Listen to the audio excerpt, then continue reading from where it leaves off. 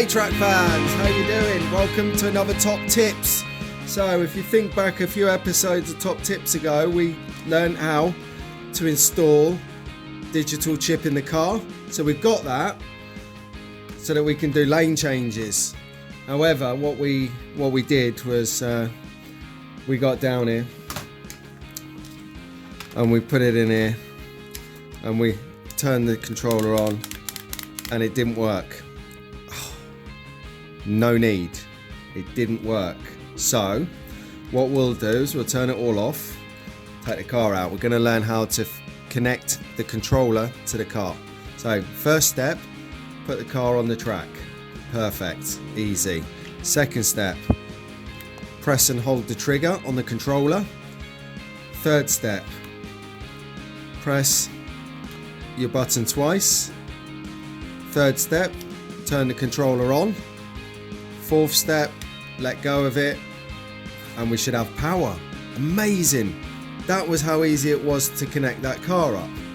So what happens then if we go round to our friend's house and we forget the controller but we did take the car? So we've got one of their controllers now. So what should we do? Same thing. Let's try it again. Car on the track, press and hold, press the button twice, turn this on, let go. Solid light here, should have control of that now. Okay, so let's test the theory then.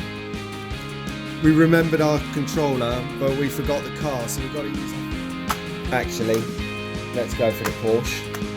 So we'll just test them out, just, you know, need to be no control here, no control.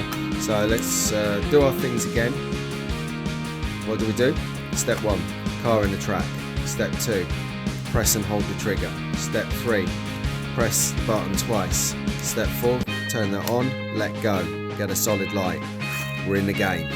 Track fans, Albert, have fun. See you soon guys, with more track, more tips and more racing action.